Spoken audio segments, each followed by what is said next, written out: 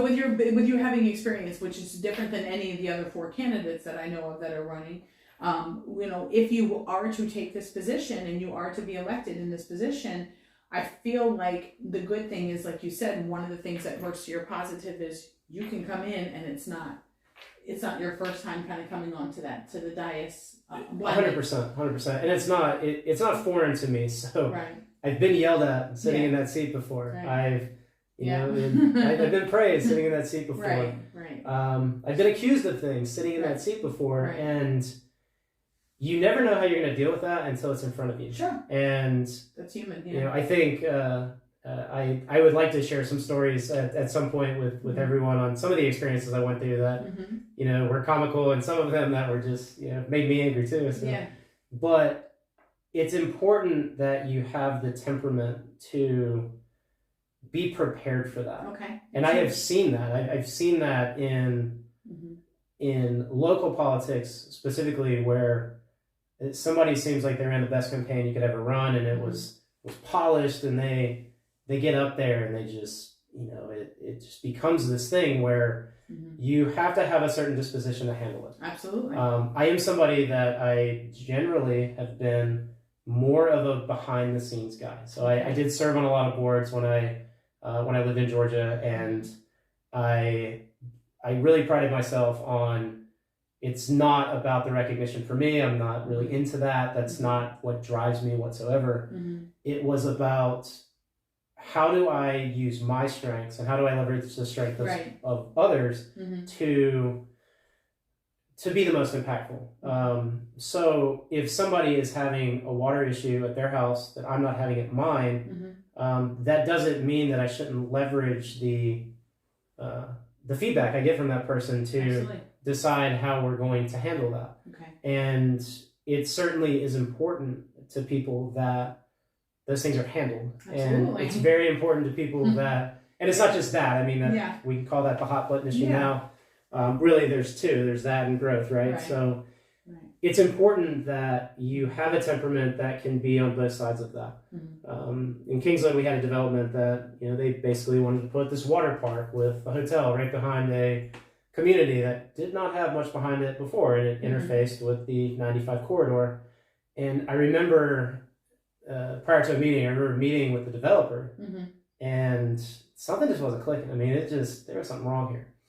And you dig a little bit, and there were some huge red flags that you find pretty easily with somebody that's wanting to come to your town. And if you can proactively mitigate that, that's great. And again, at some point, I think people will really understand how I perceive growth and how I perceive the management of growth and how I perceive those things taking shape and what can be done to, hopefully make this a place that we all want to live 20 years from now. Sure. I'd love to see my kids grow up here and not have to move around the way I did. Right. And want to come back after they leave for college, like Of course, that would be a great thing. And I think there are pathways to get there. Sure. But I think foundationally, if you don't know what to expect when you get up there, and you don't.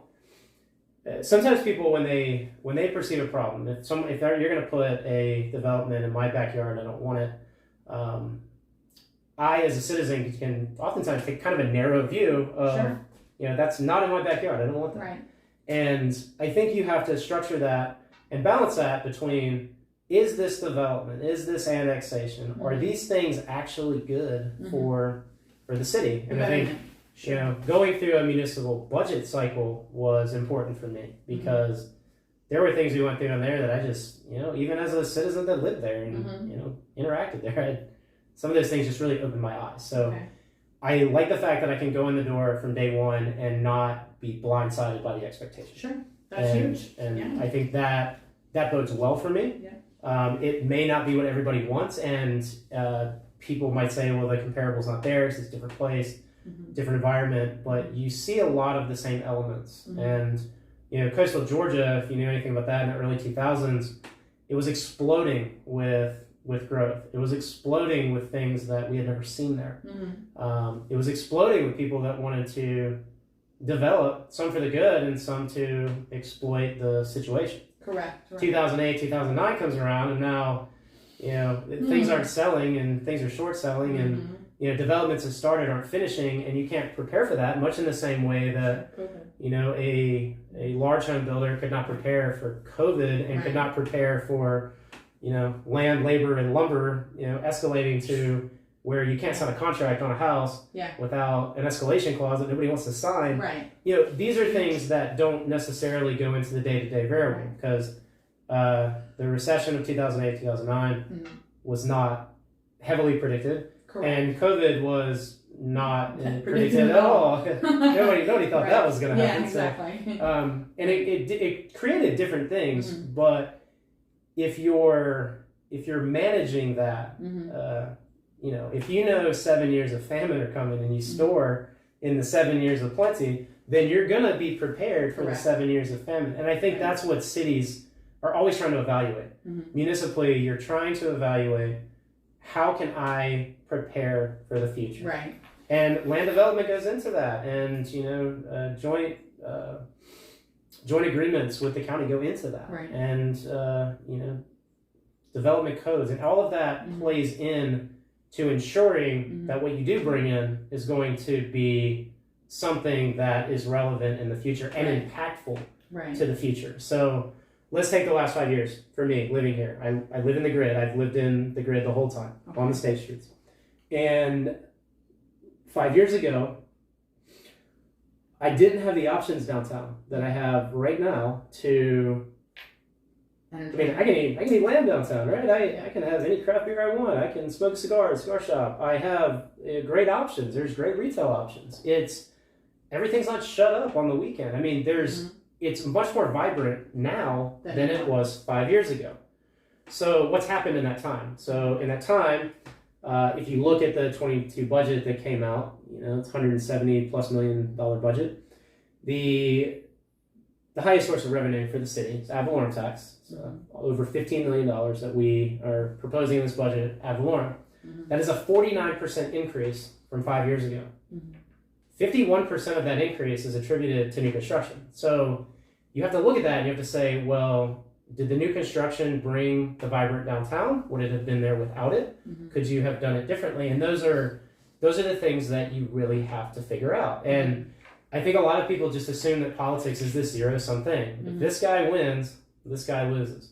Right. And it doesn't have to be that way. No. But I think you have to plan management, you have to plan, and you sort of have to plan for the unpredictable. Joseph had the advantage that he was told in the dream that the 7 years of plenty were coming, and we don't have that luxury. So, you have to try to be smart about how you do that. And I think, again, as my campaign grows and as people start to learn more about me, we're going to get real specific. And I think those debates create a good opportunity to really try to hash that out. This is how I'm going to do it. Not, you're not the right guy, I'm the right guy. Right. This is how we're going to create a better community. And the difference is we'll decipher who the people feel are 100%, and that's represent them. The best thing I can do is let people that right now don't know about me learn about me. Right. And then once you learn about me, make a decision on if I'm the right choice or not. Right, sure. I mean, there's candidates running against me that I like. Yeah. I like a lot. I like their message. I like the personality. Absolutely. I like the way I've seen them conduct themselves. I mean, there's this is not like me against them. And again, we don't have to make that decision here. Correct. But we do have to foster the heritage of this seat. Correct. And the heritage seat, not from necessarily my personal experience, because I didn't know the councilman, but it's very important that people still feel that if they don't feel that they have that access now, if they don't feel that they have that support now, it's very important that they continue to feel that. So if we have to, we would like to let everybody know how they can reach out to your blog. How can they find your blog? Sure. So I'm going to have that up pretty soon. So right now, if you go to my Facebook page, Daniel Minckler, it's Minckler, that's going to be the best way to see events I've got coming up, really what's in the pipeline. Okay. I'm going to link the blog to that, and then that will sort of be its own thing. So just keep following me on Facebook. Okay. I will keep trying to do my best to. Okay.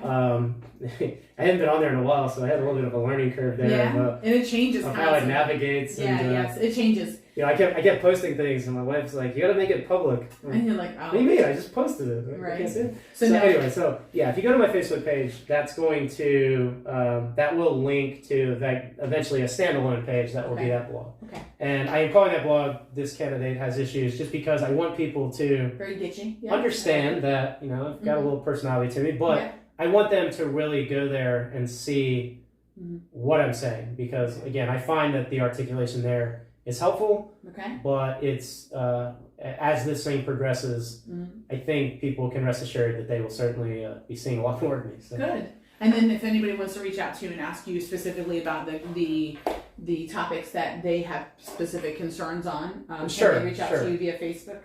Yes, they can reach out to me via Facebook. Okay.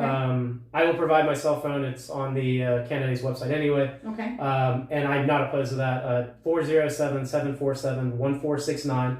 That is my personal cell phone, so the best way to engage me there is to text me. Okay.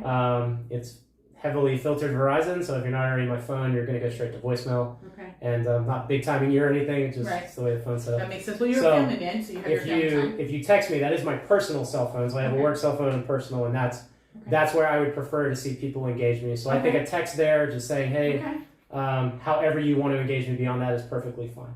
Fantastic. I think those two places are the best place for now, and hopefully more to come. Okay, fantastic. Well, I'd like to say thank you for sitting down with us and exposing yourself, because literally it's kind of, it's hard to come in front of a city of people that you may not know a ton of, but that's great that you're welcome to get out there and put yourself out there. I almost was at the point where I was feeling like maybe like literally exposing myself might be the best pathway, but no, that's not good to do in public. I think hopefully this turned out more fruitful than that, but I appreciate it. I appreciate you guys engaging me to take the time and to appreciate it. And hopefully, and I will say that I appreciate anybody that put their name in this hat. There's 5 of us, and that's a lot of people to decide between. But I hope that everybody does it right and is doing it for the right reasons. And I appreciate their willingness to put themselves in the public eye, because it's certainly not for everyone. No, it's not. It's not. Yeah. And then, like I said, no matter what, it's as a citizen, win or lose, you still walk amongst the community, and 100%. You still have to be, with everyone. So. 100%, yeah. And I still do a lot of business here in town, and it is important to me. But I think that's sort of the end game. Is I just want people to know that I'm here to be as valuable as I can to the community, because that's when you're a citizen, even if you move around 100 times like I did, you're a citizen for life. So you engaging is the best form of citizenry, and we live in a beautiful place that allows us to do that. So we're very lucky. That's we're very fortunate. But no, I thank you guys very much. I think it was very nice to meet you guys, and it was nice to get to know you a little bit. And thank you.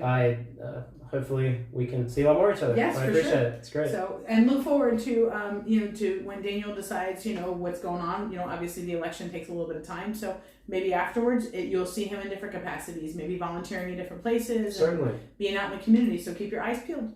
Certainly, and please feel free to reach out to me directly. I look forward to it, and I love to engage in person. So if anybody wants to reach out, please don't hesitate to do so. Awesome. Well, thanks everybody. Thank you guys.